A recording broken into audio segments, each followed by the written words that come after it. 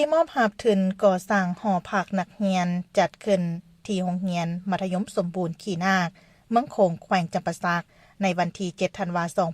2025โดยมีท่านจันเพ็งสุทธิวงศ์อดีตรองประธานศูนย์กลางแนวสร้างชาติ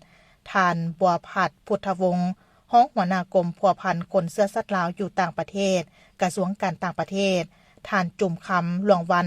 กรรมการแนวสร้างชาติประธานสัมพันธ์คนลาวอยู่ประเทศฝรั่งพร้อมด้วยพี่น้องคนเสื้อสัตว์ลาวที่มาจากประเทศฝรั่งและครูอาจารย์เข้าร่วมโครงการก่อสร้างหอพักให้นักศึกษาที่โรงเรียนมัธยมสมบูรณ์ขีนาคแม่นโครงการที่นอนอยู่ในเป้าหมายการช่วยเหลือของแนวสร้างชาติร่วมกับกระทรวงศึกษาธิการและกีฬาโดยการสมทบทุนจากพี่น้องคนเสื้อสัตว์ลาวอยู่ประเทศฝรั่งในการขนขวายทุนเพื่อมาสร้างหอพักดังกล่าวมูลค่าประมาณ1,600 ล้านกีบโดยจะมอบทุนให้เป็น3 งวดจนกว่าจะสร้างสำเร็จท่านจุ่มคำหลวงวันประธานสัมพันธ์คนลาวอยู่ประเทศฝรั่งให้ฮู้ว่า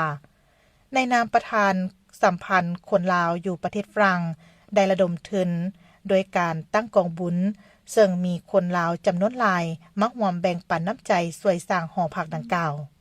ในระยะที่การมาเข้าความบรรษาที่2 ธันวาคมนี้ข้าพเจ้ามีจุดเป้าหมายอยากมาความสร้างหอพักนักเรียนที่บ้านขีนาคเมืองโขงแขวงจำปาสักนี้ซึ่งที่พวกเฮาตั้งใจอยากมาประกอบส่วนตามเงื่อนไขความสามารถของพวกข้าพเจ้าเนื่องจากว่ามันเป็นโครงการหนึ่งที่ศูนย์กลางในรัฐสังชาติร่วมกับกระทรวงศึกษาเนาะมีจุดประสงค์อยากช่วยเหลือลูกหลานเยาวชนรุ่นใหม่อยากมาประกอบส่วนกับพวกเฮาก็ยังสิปลุกระดมกองทุนจนให้ได้รับผลสำเร็จอันยิ่งใหญ่ให้ละต่อการส่งเสริมการศึกษาซึ่งสิเป็นให้ลูกให้หลานคนรุ่นใหม่ให้ได้ทำได้เรียนมีความรู้สร้างอนาคตให้แก่ลูกหลานของพวกเฮาข้าพเจ้ากลับคืนไปประเทศฝรั่งก็คือพี่น้องชาวลาวดำรงชีวิตอยู่ยุโรปพวกเฮาก็ร่วมจิตร่วมใจกับทั้งองค์การสงฆ์ลาวประจำประเทศฝรั่งก็จะสืบต่อปลุกระดมมาประกอบส่วนเพื่อให้โครงการนี้ให้ได้รับผลสำเร็จท่านนางภูเวียงอินทอภัยคนเสื้อสัตว์ลาวอยู่ประเทศฝรั่ง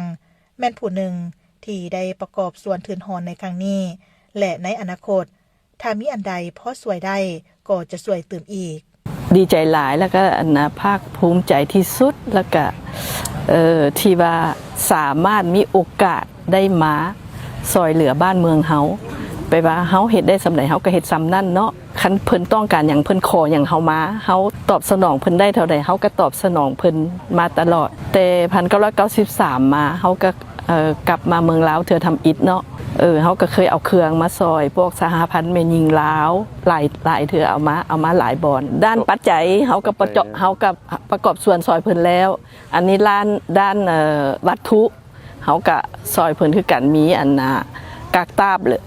250 อัน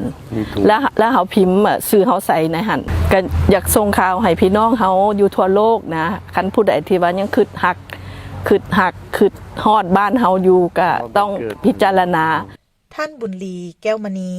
ผู้อำนวยการโรงเรียนมัธยมสมบูรณ์ขีนาคได้แสดงความขอบใจต่อพี่น้องคนเสื้อสัตว์ลาวที่มาจากประเทศฝรั่ง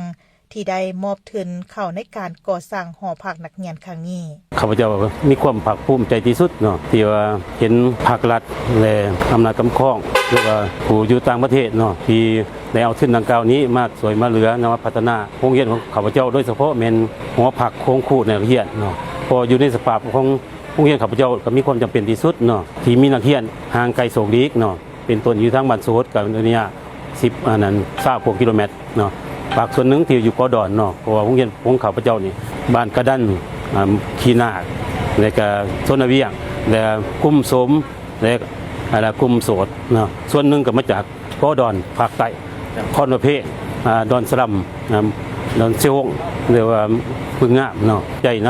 ำภาครัฐนำพี่น้องอยู่ต่างประเทศเนาะโดยเฉพาะเป็นประเทศฝรั่งเนาะที่ให้ขึ้นสวยเรือนะเนาะมาในการสร้างหอพักคู่นักเรียนนี้โรงเรียนมัธยมสมบูรณ์ขีนาคเมืองโขงแขวงจำปาสักปัจจุบันมีนักเรียนทั้งหมด463 คนหญิง257 คนมีครูสอน35 คนหญิง15 คนซึ่งนักเรียนจำนวนหนึ่ง แม่นอาศัยอยู่ตามก้อดอนต่างๆที่ห่างไกลจากโรงเรียนกลายเป็นความยุ่งยากที่สุดในการมาศึกษาหำเรียนหลังจากก่อสร้างหอพักสำเร็จจะสามารถอำนวยความสะดวกให้นักเรียนได้หลายสมควร